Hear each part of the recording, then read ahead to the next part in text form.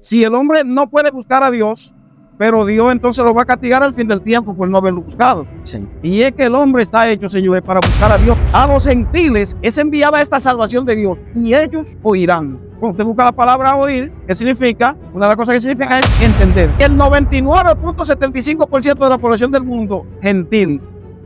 O sea que está diciendo Pablo ahí que al 99.75% de la población del mundo le es enviada esta salvación de Dios y ellos entenderán.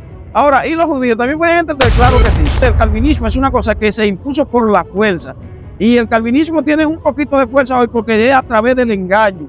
El calvinismo no sale a predicar la palabra de Dios a la calle. El calvinismo atrapa a los evangélicos que no están pensando en ese tema y le presentan ese tema. No tienen en ese momento una defensa contra eso y terminan convenciéndolos. Pero el calvinismo no predica la palabra. El calvinismo caza a los evangélicos. Y como usted sale a predicar, usted sale a llamar, ¿a quién usted llama? Usted no llama seleccionadamente, usted llama a todo el mundo. Porque dice, ven, ahora el calvinismo es contra la iglesia, porque el calvinismo usted no puede venir. Si Dios quiere, Él lo trae. Al que Dios quiera, lo trae. El calvinismo es contra la iglesia, porque la iglesia dice, ven, y el calvinismo dice, tú no puedes venir. Dice Tito 2:11 que la gracia de Dios se ha manifestado para salvación a todos los hombres. Y o sea que no hay texto que manifieste que hay una excepción, que haya gente exento de eso. El calvinismo es una cátedra del diablo para engañar, para seducir a los cristianos, a hacerlo volver atrás.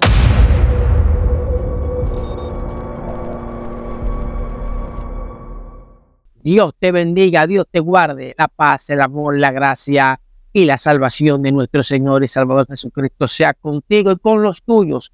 Una entrega más desde esta tu plataforma favorita, Defensa Pentecostal. Hoy nuestra plataforma está de júbilo, de gala, gloria al nombre del Señor. Tenemos un invitado especial, importante, un maestro que Dios ha levantado en estos tiempos defendiendo el verdadero y santo evangelio. Y hoy estamos de fiesta, gloria al Señor, porque hoy nos comeremos un suculento banquete espiritual basado en las Escrituras y en las verdades del reino que Dios ha revelado a este hombre. Te habla tu amigo, hermano evangelista por gracia y misericordia, Juan Manuel Tineo Félix, y aquí estamos desde Defensa Pentecostal llevándote un contenido edificante, un contenido maravilloso y sobre todo un contenido espiritual. Mi compañero en esta entrevista se ha de presentar en este momento. Bienvenido. Pues muchas gracias. Que Dios bendiga a toda su santa iglesia. Que Dios bendiga a toda persona que pueda ser edificada con esta programación de este canal que se levanta para la gloria de Dios. Mi nombre es Fausto Aquino, de San Pedro de Macorís, tu hermano y amigo en el Señor.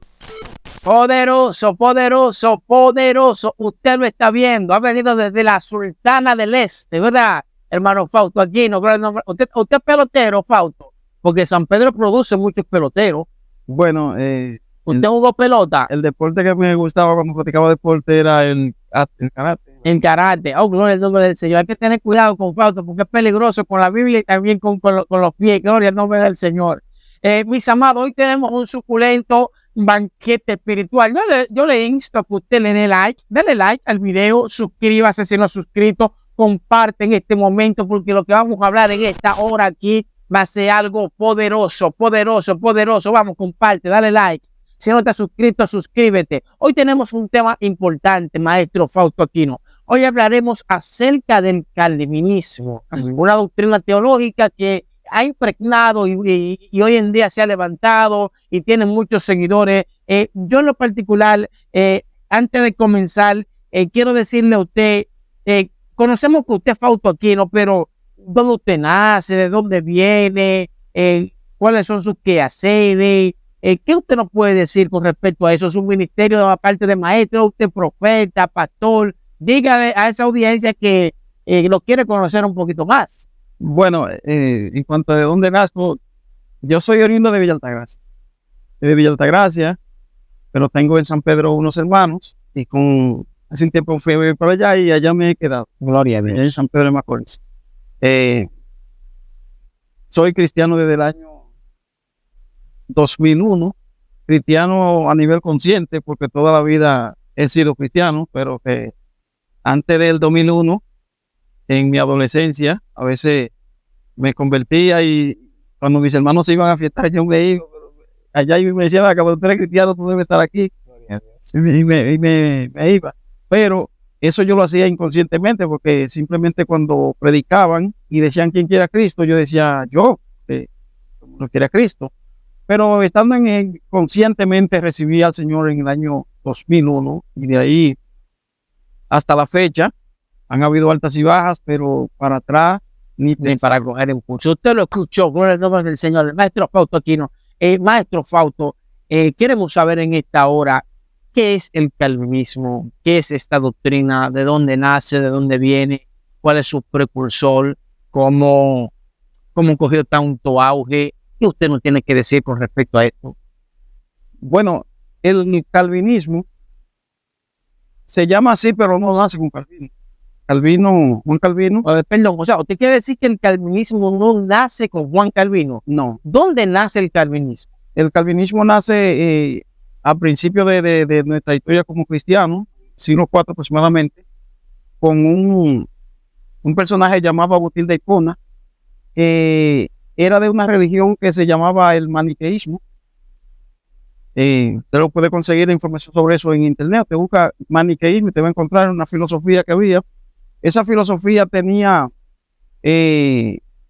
enseñaba que toda la cosa Dios la tenía destinada, lo que estaba destinado para suceder de un modo, eso iba a suceder, lo que estaba para otro modo sucedía.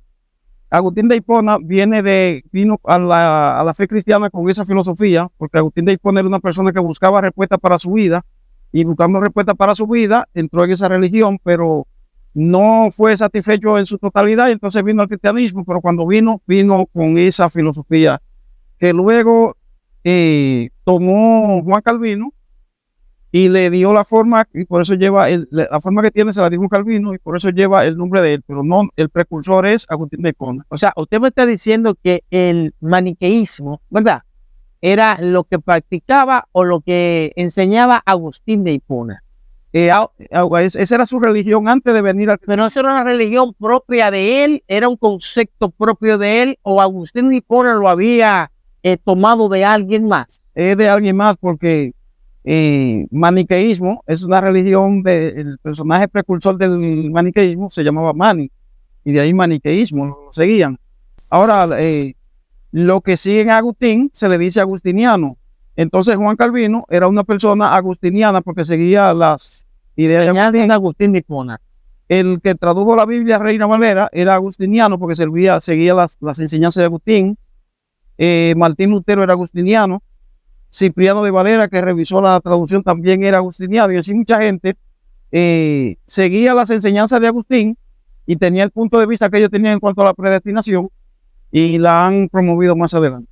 O sea, el maniqueísmo entonces enseñaba que el ser humano tenía ya de antemano todo ya predestinado. Sí. Y entonces ya Calvino, entonces con Juan Calvino, queremos saber para la audiencia, sobre todo, el maestro Fausto, quién fue Calvino, cómo nació, cómo escogió estas enseñanzas, vamos a decir, en cierto modo la basó a la luz de las escrituras. ¿Cómo nació eso? ¿Cómo Calvino tuvo éxito en su tesis a lo largo de Europa? ¿Y cómo cogió tanto auge esta doctrina? Bueno, Agustín de Hipona, Juan Calvino es un francés que luego fue y se radicó en Suiza. Sí. En Suiza tuvo su protagonismo como maestro de religión. Cuando se dio la reforma, él fue uno de los reformadores. Fue después de Martín Lutero, fue uno de los que más renombre tuvo en cuanto a la reforma.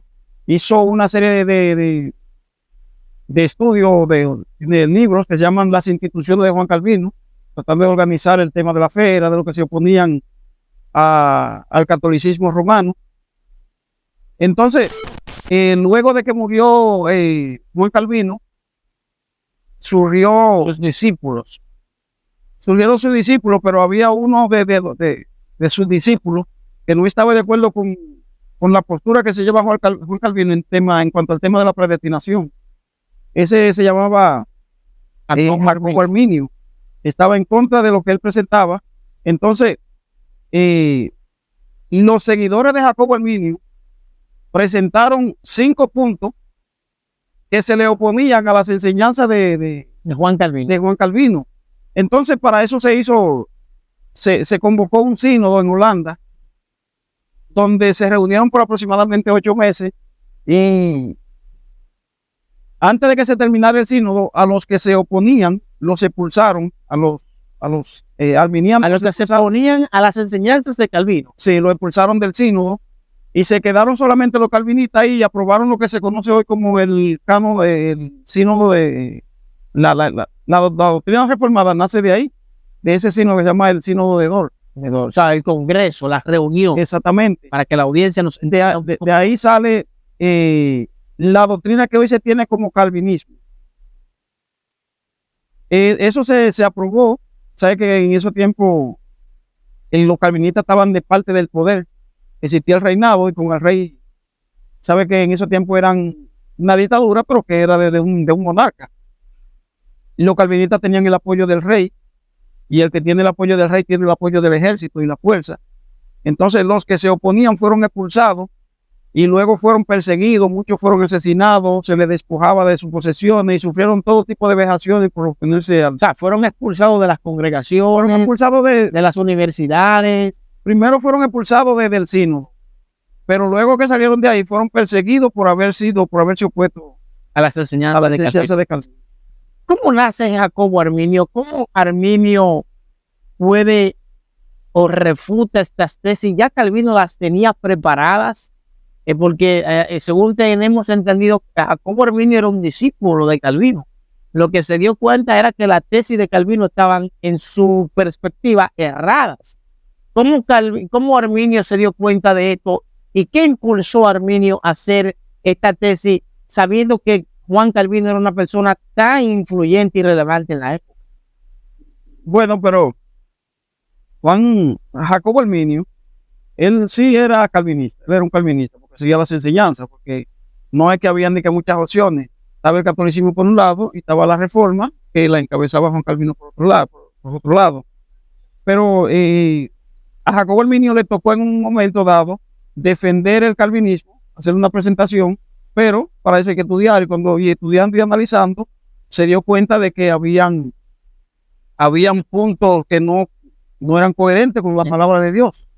Y él no hizo una manifestación así como lo hicieron los seguidores de él luego, porque fue luego que él murió que se levantaron los seguidores de Jacobo Arminio. Pero él sí hizo una serie de apuntes de la cosa en la que él tenía en contra del calvinismo, que fue luego lo que usaron los seguidores de él. Por eso los que se oponen al calvinismo han sido conocidos históricamente como arminianos. Yo mismo no sabía que era arminiano hasta que un calvinista me dijo, pero tú eres arminiano, porque yo no estaba de acuerdo con él. Porque todo el que no encasilla y está de acuerdo con lo que ellos presentan, pues tú eres del otro. Pero yo mismo no sabía que yo era arminiano. Comprendo. Entonces, hermano Fausto, el calvinismo tuvo también una relevancia total debido a las influencias de Jacobo Arminio con la corte, con el gobierno, con principales, vamos a decir, líderes de la época, que por eso también su doctrina se propagó. Ahora, dentro de estas tesis y enseñanzas de Jacobo Arminio, nosotros podemos ver, hermano Fausto, que los calvinistas enseñaban acerca de la depravación total, que nos dice que el ser humano no tiene voluntad propia para buscar a Dios. O sea, el ser humano no tiene una decisión, no tiene un motivo, no tiene un libre albedrío para él buscar a Dios, sino es que Dios es quien hace que el ser humano lo busque a él siempre y cuando, vamos a decir en este caso, esté elegido. ¿Tiene el ser humano libre albedrío, hermano Fausto, desde su óptica y la óptica bíblica, sí o no? Bueno, el calvinismo dice que no, pero lo importante no es lo que alguien diga, lo importante es lo que diga Dios. Ahora, nosotros desde el principio de la historia, nosotros vemos gente buscando a Dios. Nosotros vemos que la Biblia dice que después que murió, que nació Set, dice él, después de hacerle nació un hijo, y dice que de ahí en adelante los hombres comenzaron a invocar el nombre de Dios. Invocar el nombre de Dios no es buscar a Dios, sí, es buscar a Dios. Y así hablo del hijo de Set, para que usted vea desde el principio de la historia. Pero incluso si nos vamos más atrás, Caín y Abel en un momento dado se propusieron hacer una ofrenda a Dios.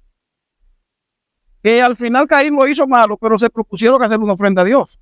Y luego de que la hizo mala, tenía la oportunidad de ofrecerla bien, porque el mismo Dios le dijo, si lo hace bien será recompensado. O sea, que tenía la oportunidad.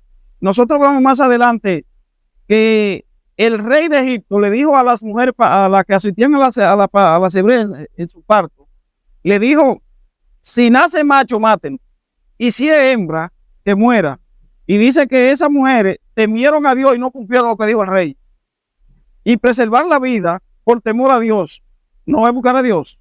La Biblia dice que Rahab la ramera, estando dentro de su ciudad murallada, llena de soldados y todo, se pasó para el lado de los hebreos, del pueblo santo, porque ella dijo, yo sé que Jehová reina arriba en el cielo y abajo en la tierra. Y cuando esa mujer lo arriesgó todo para irse del lado del pueblo santo, no estaba buscando a Dios. O sea, tenía libre albedrío. Lo hizo por su libre albedrío, por su libre voluntad. Exactamente. Porque el buscar a Dios, el libre albedrío trata eso, de poder buscar a Dios.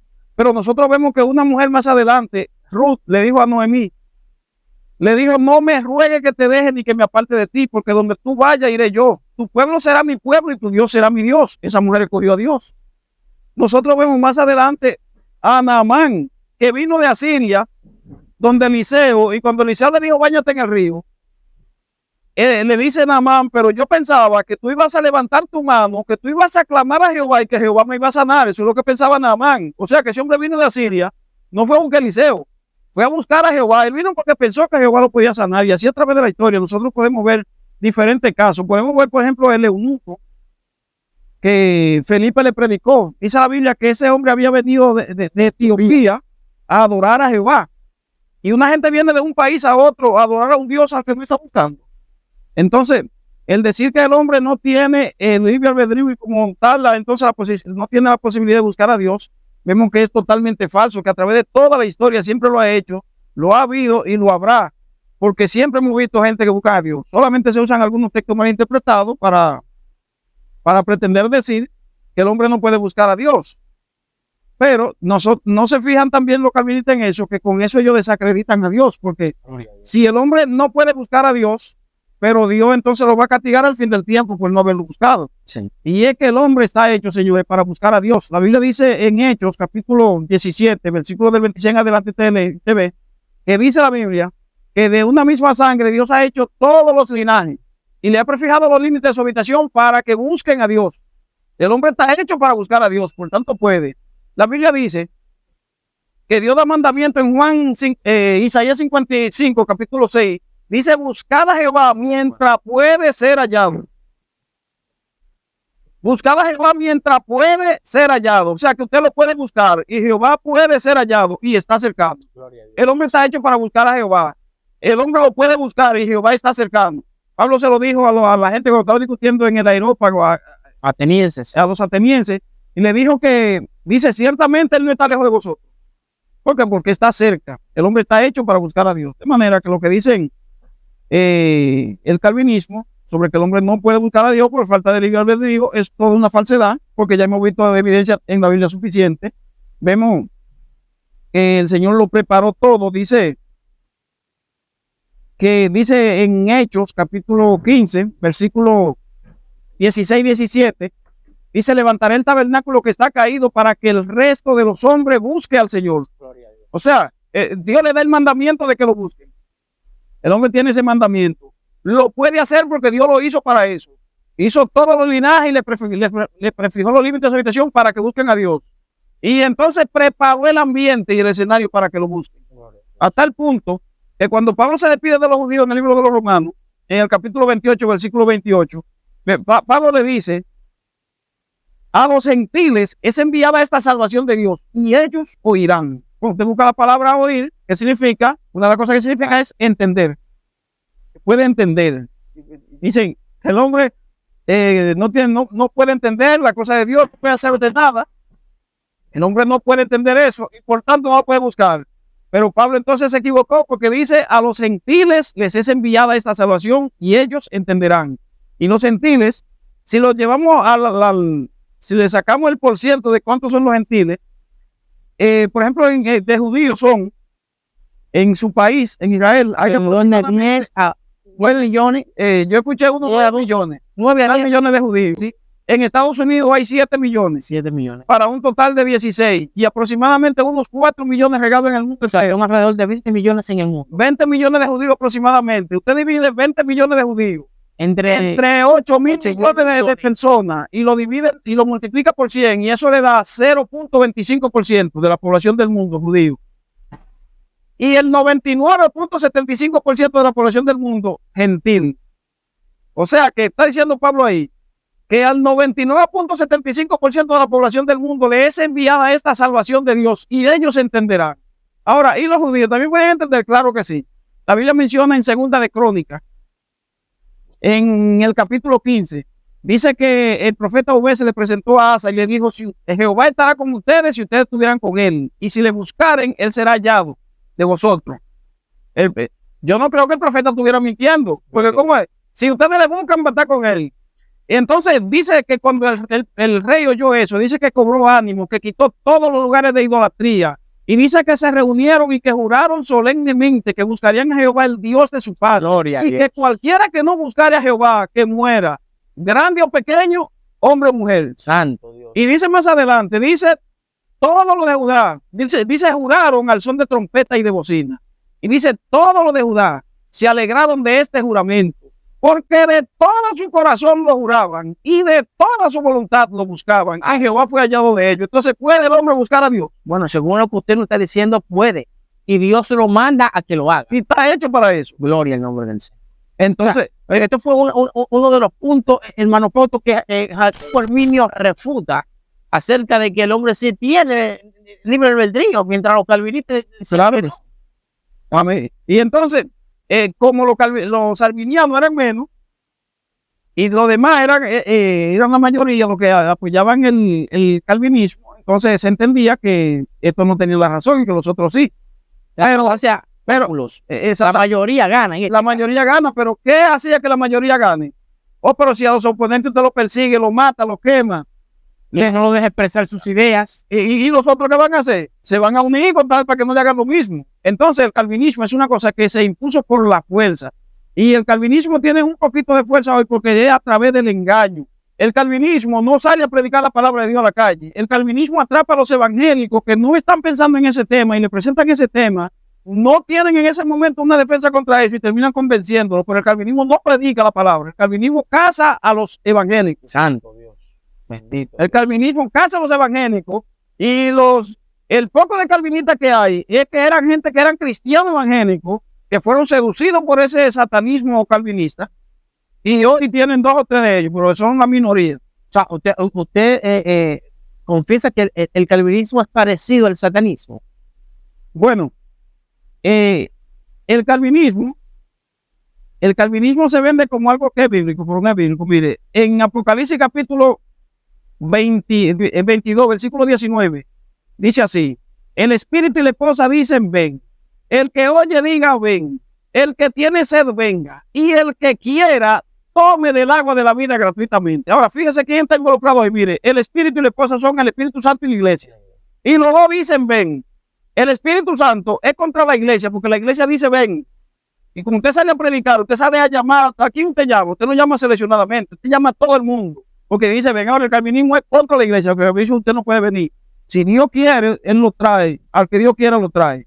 Y usa textos malinterpretados para eso. El calvinismo es contra la iglesia, porque la iglesia dice, ven, y el calvinismo dice, tú no puedes venir. El calvinismo es contrario al Espíritu Santo, porque el Espíritu Santo dice, ven. Y el calvinismo dice, tú no puedes venir. El calvinismo es contrario a Jesucristo, porque Jesucristo dice, ven, el que quiera que venga y tome del agua de la vida gratuitamente. Pero el calvinismo dice, tú no puedes venir porque está depravado.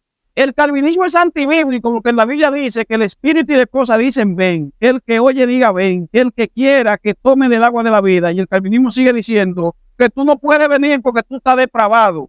Que tú no puedes entender eso, ni lo puedes querer, ni nada por el estilo. El calvinismo es anti-Dios porque el que se le opone a la iglesia, al Espíritu Santo, al Hijo, a la Biblia, es el contrario a Dios. El calvinismo no es nada más que una cátedra del diablo para hacer parecer a Satanás y al hombre pecador como víctima de un decreto de Dios.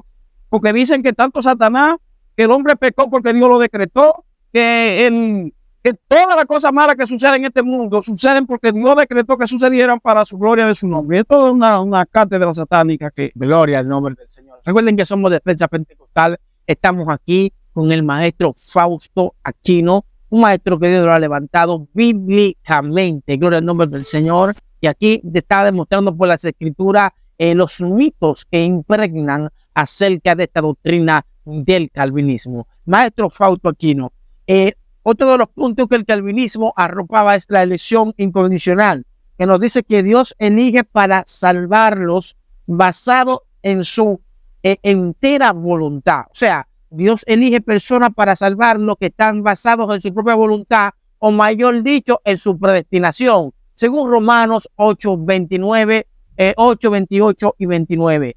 ¿Predestinó Dios a la persona, maestro Fausto, para ser salvas? ¿Tiene este punto el calvinismo la razón, o verdaderamente hay algo que usted tiene que explicarle a la audiencia? Bueno, son el capítulo 8, versículos 29 y 30. Ahí dice, en el texto que nosotros tenemos, en la traducción, dice, porque a los que antes conoció, también los predestinó para que fuesen hechos conforme a la imagen de su Hijo, para que Él sea el primogénito entre muchos hermanos.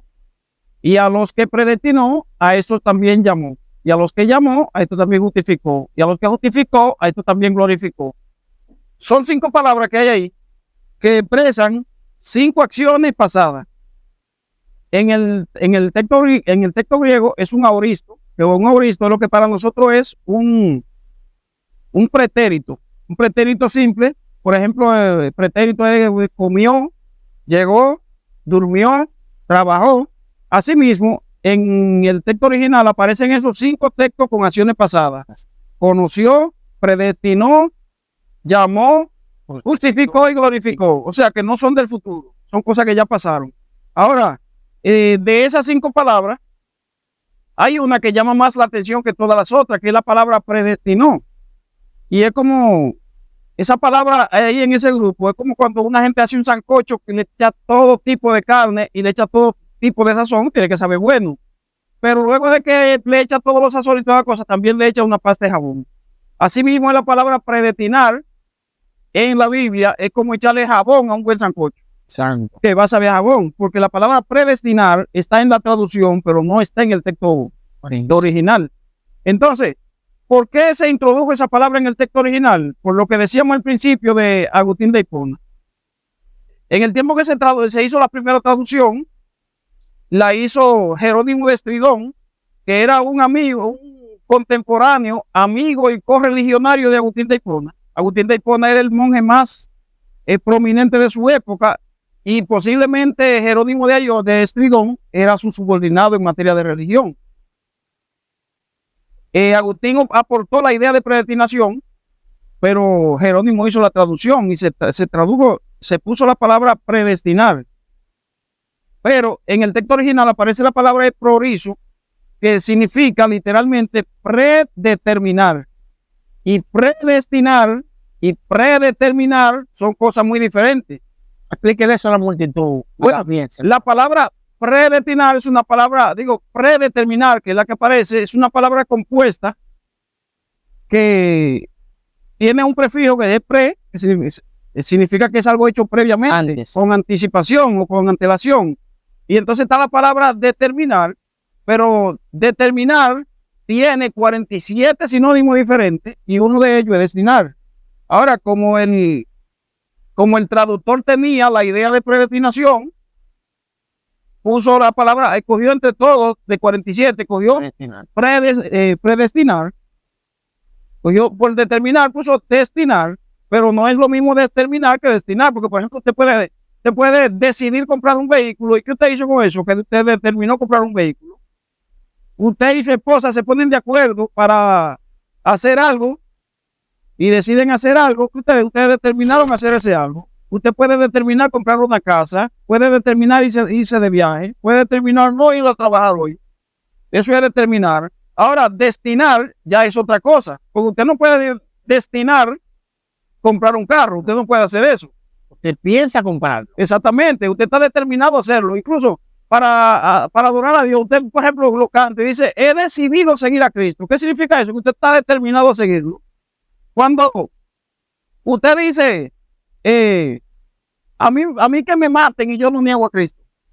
¿Qué dice eso? Que usted tiene una firme determinación, pero no una destinación, sino una determinación. Entonces, entre esas dos palabras hay una diferencia. Ahora, la palabra determinar significa también entre esos 47 sinónimos que tiene el sinónimo de querer. Y cuando usted busca en la Biblia qué cosa quiere Dios, eso lo lleva a 1 Timoteo capítulo 2, versículo 4, y dice que Dios quiere que todos los hombres sean salvos. Además, como tenemos tanto tiempo lidiando con la palabra predestinar, usted podría pensar que estoy equivocado, que no tengo razón. Pero entonces, lidiemos con la palabra y vamos a ver si existe predestinación, qué cantidad de gente de la población del mundo está predestinada. Porque la Biblia dice, a los que antes conoció también los predestinó, y a los que predestinó también los llamó. Entonces, o sea que los llamados y los predestinados son la misma cantidad. La misma cantidad de gente que está predestinado, esa misma cantidad de gente está llamado. Y la Biblia dice, cuando habla de los llamados, dice Jehová en Isaías 45, versículo 22, dice, mirad a mí y sed salvos todos los términos de la tierra. Y cuando todos los términos de la tierra están llamados a ser salvos, ¿quién están también predestinados? Todos los términos de la tierra. Dice, el Señor dio mandamiento diciendo que el evangelio debe predicarse en todas las naciones, comenzando desde Jerusalén. Eso está en Lucas 24, versículo 47. Y predicar es llamar de hecho. La predicación es un llamado de hecho. Y cuando todas las naciones, comenzando desde Jerusalén, están llamadas, ¿quién está también predestinado? Todas las naciones comenzando desde Jerusalén. Y así usted puede ver, toda vez que usted busca la palabra llamado, ¿quiénes son? La Biblia dice en Romanos capítulo 1, versículos 5 y 6. Dice, por quien recibimos la gracia y el apostolado para la obediencia a la fe en todas las naciones, entre las cuales estáis también vosotros, los romanos, llamados a ser de Jesucristo. Dice que todas las naciones, incluyendo los romanos, están llamados a ser de Jesucristo. Y si todas las naciones, incluyendo los romanos, están llamados, ¿quién está también predestinado? Todas las naciones, incluyendo los romanos. Podría buscarle 20 textos más de llamados y usted verá que todos dan un 100%. Usted también, para no, eso son lo que yo he mencionado, son términos categóricos absolutos. Pero también busquemos un relativo para que usted vea el versículo que leí anteriormente, que dice el Señor, el Espíritu y la esposa dicen ven, el que oye diga ven, el que tiene sed venga, y el que quiera tome del agua de la vida gratuitamente. Cuando el que quiera está llamado a beber del agua de la vida, ¿quién está también predestinado? El que quiera. O sea, usted quiere decir que los llamados, los justificados, los glorificados, son todos los mismos que los que están predestinados. Son todos la misma cantidad. O sea, no es un grupo selecto que está predestinado. Según el texto, equivale la predestinación a los llamados, a los glorificados, a los justificados, ¿verdad?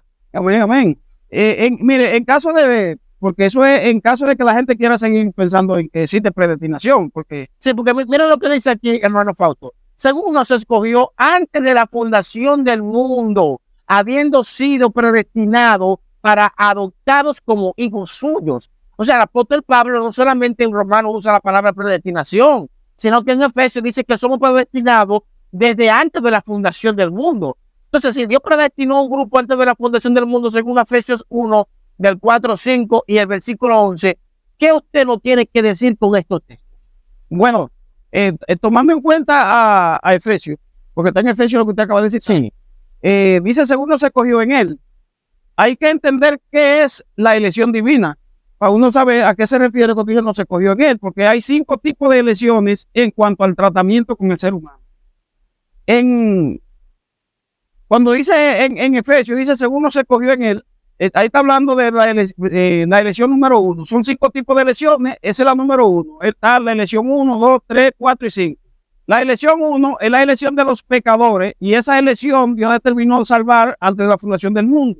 La elección número 2 se trata de la elección hecha entre Jacob y Esaú. Como dice el texto, a Jacob amé, a Esaú aborrecí. Y no se trata de los individuos, sino de los pueblos de cada uno. Cuando usted va, por ejemplo, eso está en Malaquí, cuando el Señor dice a Jacob y Esaú aborrecí, y convertí sus montes en desolación. Y ve que se trata de los pueblos.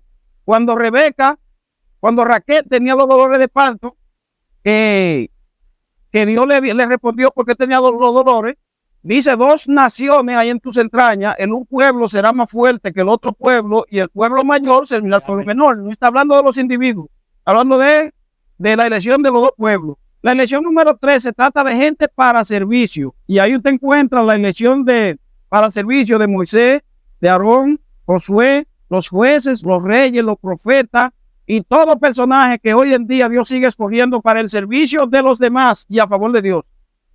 Los ministros de servicio ministran de parte de Dios a favor del pueblo. Los levitas. Exactamente. Todos esos son ministros que fueron elegidos para una elección de servicio. Pero no eran los únicos salvos. Es que eran para servir a los demás, para llamar. Tenemos también la elección de 144,000 sellados de todas las tribus de los hijos de Israel, y eso lo encuentra usted en Apocalipsis capítulo 14, verso 7. Y entonces tenemos la elección última, la elección número 5, que es la elección final.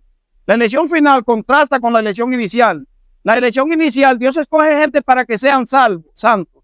Y la elección final, Dios escoge gente porque son santos. Por eso es que al fin del tiempo Dios dice: ven, buen siervo, sobre poco fuiste fiel, sobre mucho te pondré. Ahora, después usted entiende los tipos de elecciones que hay, y usted sabe en cuál de las elecciones usted está, de cuál está hablando. Ve que Pablo dice que Dios nos escogió en él para ser santos y sin mancha. Pero al final del tiempo Dios va a escoger a los que son santos y los que son sin mancha. Aquí es para que sean, y al final del tiempo porque son. Gloria. Entonces, dice: según nos escogió en él, ¿a quiénes? A los seres humanos, para ser santo y sin mancha delante de él, en amor. Cuando usted busca a quién ama a Dios, porque tiene que ir buscando A todo el mundo. Cuando usted busca a quién ama a Dios, dice: de tal manera amó Dios al mundo. Dice en Efesios 3, versículo 4. El 3 y 4 usted lo lee. Y dice: cuando se manifestó el amor de Dios para con los hombres. Usted va, por ejemplo, cuando el Señor le está dando mandamiento a los hijos de Israel, le dice que tengan cuidado con maltratar a los extranjeros. Dice: porque Jehová ama a los extranjeros. ¿Y quiénes son los extranjeros? Todo el que no era israelita era extranjero. Y Jehová ama a los extranjeros. Se manifestó el amor de Dios para con los hombres. Y dice que de tal manera amó Dios al mundo. La gente, cuando dice la Biblia: a Jacob amé y Esaú aborrecí, No hay predestinación ahí, Dios no hace una sesión ahí. Cuando ama a Jacob, hermano Fausto, y a Saúl lo aborrece. es que ahí Dios no está, por ejemplo, dejando a Esaú. Ahí lo que Dios Pero dice que lo aborreció. No, lo que pasa es que la palabra aborrecer tiene una amplia gama de aplicaciones, que puede, por ejemplo, desde algo leve hasta algo grave. Por ejemplo, dice la Biblia que el que no aborrece a padre y madre, y es que lo odie, no es que lo odie. Cuando dice a Jacob, a Dios en primer lugar. Exactamente, cuando dice a Jacob a mí, eso es que prefería para sacar un pueblo, y de ese pueblo un linaje que debería venir el Salvador del mundo. O sea, preferencia Dios tiene. No en cuanto a la salvación, pero sino a cuanto a ministerios y a trabajo. Exactamente. Pero para ir al tema de la predestinación. Sí, dice en amor. Dios ama a todo el mundo. Ya lo vimos. Dice, habiéndonos predestinado conforme al propósito. ¿Qué propósito tiene Dios? Él le dice a Abraham: en ti serán benditas todas las naciones de la tierra. Dios se propuso bendecir a todas las naciones de la tierra. Prometió que bendeciría a todas las naciones de la tierra. Lo profetizó que bendeciría a todas las naciones de la tierra. Dice: según el propósito de su voluntad. ¿Y cuál es la voluntad de Dios? Dice la palabra de Dios que Dios, bien, dice: habiéndonos predestinado conforme al propósito, según el puro afecto de su voluntad. La predestinación es según la voluntad. Ahora, ¿cuál es la voluntad? Dice que Dios quiere que todos los hombres sean salvos y vengan al conocimiento de la verdad. Entonces, en base a eso que Dios quiere, hizo predestinación, en base de que la gente quiera seguir pensando que hay predestinación. Si hay predestinación, todos los seres humanos están incluidos ahí. Exactamente. Recuerden que somos Defensa Pentecostal, una plataforma que se ha levantado con manos poderosas. Te dije que en esta hora tenemos un banquete poderoso. Este es un maestro que Dios ha levantado a la luz de las escrituras y de la historia, que es un hombre que estudia y verdaderamente usted lo está escuchando, que tiene su amalgama de textos y su fundamento bien direccionados y anclados a lo que él cree y a lo que enseña a la luz de las escrituras. Vamos, comparte, en el nombre del Señor. Que de este video poderoso usted va a tener una parte 1 y una parte 2. Esto va a ser algo exquisito. Hermano Fausto Aquino, gloria al nombre del Señor. Dice la palabra que expiación, otro de los puntos de Juan Calvino fue la expiación limitada.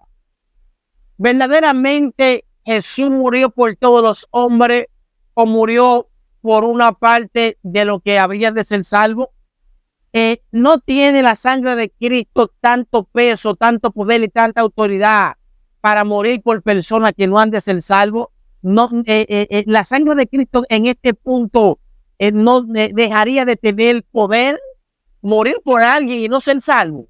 ¿Murió Jesús por todos los hombres verdaderamente, o su sangre fue derramada verdaderamente por lo que iban a de ser salvos? Porque el calvinismo dice que la sangre de Cristo es tan poderosa que no puede morir por una gente y no salvarla.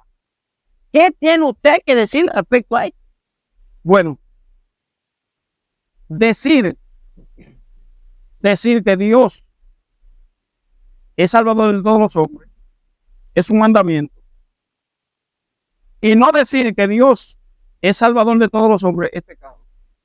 En Timoteo capítulo 4, 1 Timoteo capítulo 4, versículo 11, dice así. Dice, esto manda y enseña. Ve, está dando un mandamiento. Esto manda y enseña. ¿Qué cosa debe mandar y enseñar? Está en el versículo 10. Dice que por esto mismo trabajamos, porque esperamos en el Dios viviente, que es el salvador de todos los hombres, mayormente de los que creen.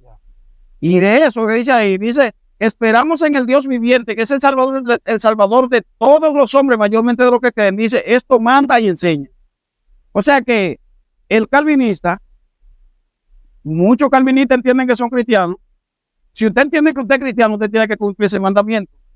Es un mandamiento, y los mandamientos, usted lo cumple o no lo cumple. Si lo cumple, usted peca, usted no peca.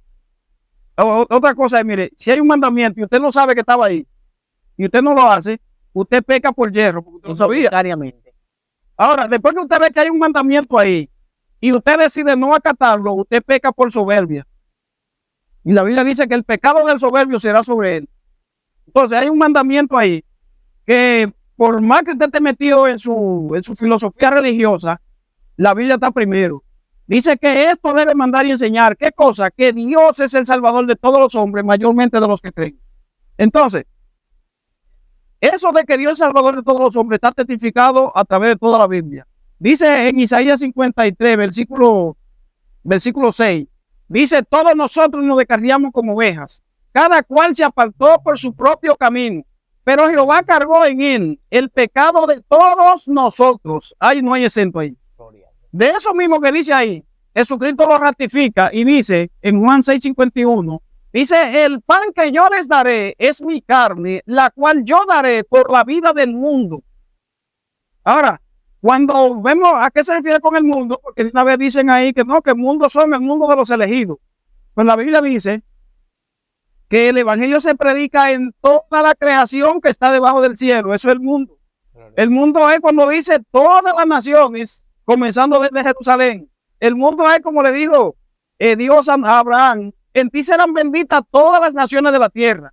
Cuando usted divide, por ejemplo, cuando sabe qué es el mundo se divide en naciones, las naciones se dividen en individuos, porque tienen individuos.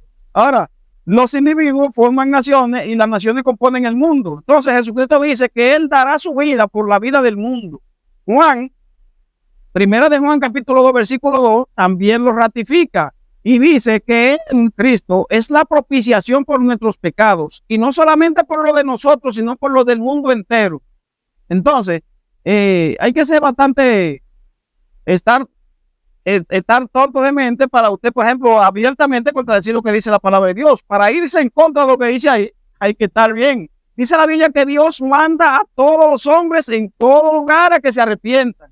Dice Tito 2:11 que la gracia de Dios se ha manifestado para salvación a todos los hombres. Y o sea que no hay texto que manifieste que hay una excepción, que haya gente exento de eso. Dice la Biblia en 2 de Corintios, capítulo 5, versículo 19.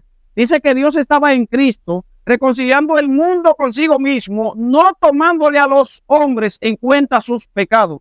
A los hombres. Dice en Romanos capítulo 11, versículo 32, dice que Dios, puso a todos en desobediencia para tener misericordia de todos. O sea, que no hay un texto que muestre no hay ningún texto muestre evidencia alguna de que una gente, Cristo murió por alguna gente y por otro no. Gloria a Dios. No hay texto, es solamente una injerencia. Por eso el calvinismo cree que hay textos que le apoyan para cada una de sus tesis, pero no hay texto que apoye eso. Y aunque, por ejemplo, haya textos que digan que Cristo murió por mucho, pero cuando usted busca eso mucho, resulta que eso mucho por lo que Cristo murió, dice que Dios, Jehová cargó en él el pecado de todos.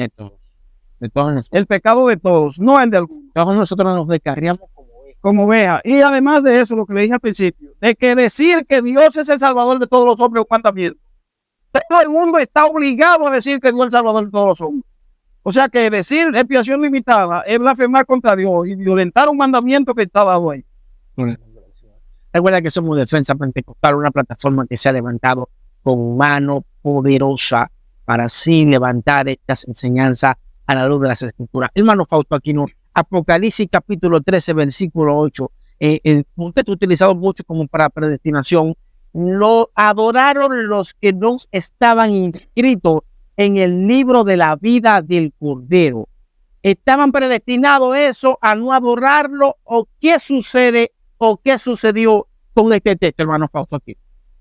Es que no, por lo que hemos presentado ya, podemos ver que no hay tal cosa como una predestinación. Ahora, ¿qué está diciendo ahí? Que los impíos adoraron a la bestia. Eso es lo que está diciendo ahí. Y lo adoraron los que no estaban en el libro de la vida. ¿Quiénes son los que están en el libro de la vida? Los cristianos. Pero dice los que no estaban inscritos. O sea, los que no estaban inscritos. O sea, eso no quiere decir que estaban los que eran exclusivos. No, eso quiere decir que era porque ellos decidieron no hacerlo porque ya no estaban inscritos en el libro de la vida. No, recuerde, varón, mire, que el anticristo, cuando venga, va a ser una persona muy querida. El anticristo no viene de que como... El anticristo va a ser una persona muy querida. Y la gente se asombrará y se maravillará con él. Ahora, esa persona que va a ser para el mundo muy querida, los cristianos van a saber que ese no es el que ellos esperan. ¿Entiendes? Como el cristiano sabe que ese no es el que ellos esperan, no le van a adorar. Pero los otros están, por ejemplo, complacidos, se sienten complacidos con lo que este personaje le va a traer, y voluntariamente, no por ninguna imposición ni por nada de eso, es porque simplemente lo que está diciendo es que esa gente no son cristianos. Y los que son cristianos, aunque van a pasar su amargura, van a estar en su dificultad, no, por ahí no. Ahora, a esa gente, los ángeles le siguen predicando. Esa gente le siguen predicando. Y si le están predicando para que no se pongan la marca, es porque puede evitarse ponerse. Porque imagínese que usted, por ejemplo, le pida, mande a alguien a llamar, por ejemplo, a los hijos suyos que están fuera de la casa, cuando usted sabe que están aquí adentro. Lo está mandando de balde. Y Dios, sin embargo, cuando hay un aprieto grandísimo que nadie está predicando, Dios manda a unos ángeles a predicar y a advertir para que no se pongan la marca. Entonces, ¿qué quiere decir? Que aún los no cristianos en ese momento pueden convertirse al Señor y evitar ponerse la marca. Y a los que están ahí, que son cristianos, le dice el ángel, cuidado con ponerse la marca, porque el que se ponga eso no tiene reposo ni de día ni de noche. Entonces, ahí lo que está hablando es que simplemente que quienes adoraron a la bestia en ese momento, los que no eran cristianos. Los cristianos no lo hicieron. Bien, no eran los que estaban predestinados. No, es que ahí no habla de predestinación, ahí dice que no estaban en el libro de la vida. ¿Quiénes son los que no están en el libro? Los que no son cristianos no están ahí. Bueno, la verdad, Señor. Hermano Fausto Aquino, Hechos capítulo 13, 48. Creyeron lo que estaban ordenados para vida eterna. ¿Tiene Dios una ordenanza de personas que verdaderamente van a ser salvos? ¿Tiene Dios una ordenanza? Eso es lo que están para vida eterna. No, eso es negativo. Ahí hay un error de traducción. Cuando uno dice así, una gente se podría sentir incómodo cuando le diga, tú me estás diciendo que la Biblia tiene algún error. Yo, en lo personal, yo soy defensor de la Biblia Reina Valera, por el hecho de que el personaje que hizo esa traducción es una persona que hizo la traducción arriesgando su vida, renunció a todo y prefirió mejor afrontar la muerte para hacer esa traducción. Ahora, el traductor tenía una postura teológica calvinista, y como calvinista, a la hora de un calvinista escribir, aunque no tenga mala intención, la pluma se va a inclinar para su posición, la que él entiende que es correcta, porque no se es calvinista de mala fe. Aunque algunos tengan esa errancia, pero no se de mala fe. El texto de Hechos 13:48 tiene una palabra que dice tetakmenoi, que quiere decir habían sido ordenados, dedicados o dispuestos. Y esa palabra también significa se habían ordenado, dedicado o dispuesto. El traductor escogió la palabra habían sido sin tomar en cuenta la regla gramatical de la traducción. La regla gramatical dice, sabe que hay textos que son de voz medio pasiva. El mismo texto sirve para decir, pues lo que acabo de decir, se habían, eso es voz media, y habían sido voz pasiva. Los dos, una misma palabra puede ser usada de las dos formas. Pero ¿con qué se hace la diferencia si es media o es pasiva la voz? Si lo que altera la acción que afecta al sujeto la realiza el mismo sujeto, se escoge se habían. Y si lo que altera la acción que afecta al sujeto lo realiza otro, se coge habían sido. Por ejemplo, si un niño se baña, se pone se bañó el niño. Pero si su mamá fue que lo bañó, el niño fue bañado. Esa es la diferencia entre voz media y pasiva. Ahora, ¿quién afecta al sujeto en Hechos 13:48? Nosotros vemos en el texto, en el contexto del texto, podemos ver quién lo afecta. Dice en Hechos 13:42, dice, los gentiles le rogaron que para la próxima semana le hable también a ellos. Están alterando el contexto. Dice, cuando Pablo le predica, cuando viene la siguiente semana, que los judíos ven tanta gente que Pablo viene a predicar, los judíos se ofendieron. Y dice la Biblia que comenzaron a maldecir y a blasfemar. Y Pablo le dijo, era necesario que ustedes se le hable primero, pero como la desechan, nos vamos para los gentiles. Y aquí vuelven los gentiles a alterar el contexto. Dice, oyendo esto, ¿quién oían? Ellos mismos. Los gentiles se regocijaban. ¿Quiénes se regocijaban? Ellos mismos. Glorificaban la palabra del Señor. ¿Quiénes lo hacían? Ellos mismos. Y creyeron. Y ahí, basado en quién afectó el contexto, es que se debe coger si se habían o habían sido. Pero usted ve que ellos se habían, porque ellos mismos enteraron el contexto. Aparte de eso, la palabra tetakmenoi también traduce, que es el verbo tazo, traduce ordenar, dedicar o disponer, entre otros verbos más, pero estos son los más relevantes. Y usted, por ejemplo, que él no escogió el verbo adecuado, porque, por ejemplo, dice la palabra de Dios, el que quiera venir en pos de mí, niéguese a sí mismo. Para usted negarse, hay que estar ordenado, dedicado o dispuesto. Hay que estar dispuesto. Dice la palabra de Dios, el que no renuncia a todo lo que posee no puede ser mi discípulo. Para usted renunciar a algo, ¿qué tiene que estar? Dispuesto. Dice la palabra de Dios que si confesares con tu boca que Jesucristo es el Señor y creyeres en tu corazón que Dios le levantó de los muertos, serás salvo. Para usted hacer eso, ¿qué hay que estar? Dispuesto. El mismo, el carcelero de Filipo le dijo a Pablo, ¿qué debo hacer para ser salvo? Pablo le explicó, pero para él ser salvo, ¿qué tenía que hacer? Disponerse. Entonces, el Hechos 13:48, la traducción correcta es que creyeron todo lo que se habían dispuesto para la vida eterna. Porque dice la palabra de Dios, dice, hablando anterior a ese texto, dije que el Señor dijo, levantaré el tabernáculo que está caído para que el resto de los hombres y todos los gentiles sobre los cuales es invocado mi nombre busquen al Señor. Y ahí se invocó el nombre sobre todo el mundo, sobre judío y no judío. O sea, y Dios quería que toditos le busquen. O sea, Dios no tiene ni que un grupo elegido para vida y otro no. Señores, ya ustedes lo han escuchado, maestro Fausto Aquino. Hemos llegado a la parte final de esta primera entrevista acerca de los mitos sobre el calvinismo. Te hablo tu amigo y hermano evangelista por gracia y misericordia, Juan Manuel Tineo de la Defensa Pentecostal. Palabras finales, hermano Fausto, a la audiencia. Bueno, el calvinismo, como le hemos mostrado, usted lo analiza con Hechos, con Apocalipsis capítulo 22, versículo 19, y usted se da cuenta de que el calvinismo, mire, ni es bíblico, ni es de la iglesia, sino en contra de la iglesia. No es del Espíritu, sino en contra del Espíritu. No es de Cristo, sino en contra de Cristo. No es bíblico, sino antibíblico. Y no es de Dios, sino en contra de Dios. El calvinismo es una cátedra del diablo para engañar, para seducir a los cristianos, a hacerlo volver atrás, para incentivar el descuido y el desatino. Bendito sea Dios. Usted tiene que aprender a huir de esa cosa. Es verdad que el calvinismo tiene unos 1700 años, si lo remontamos a su precursor, que es Agustín de Hipona, unos 1700 años causando estragos a la iglesia, pero así como todos los virus se le halla cura, el calvinismo ya se cura. Esa enfermedad llamada calvinismo ya se cura. Gloria al nombre del Señor. Señores, Dios le bendiga, Padre Dios sobre ustedes. Shalom.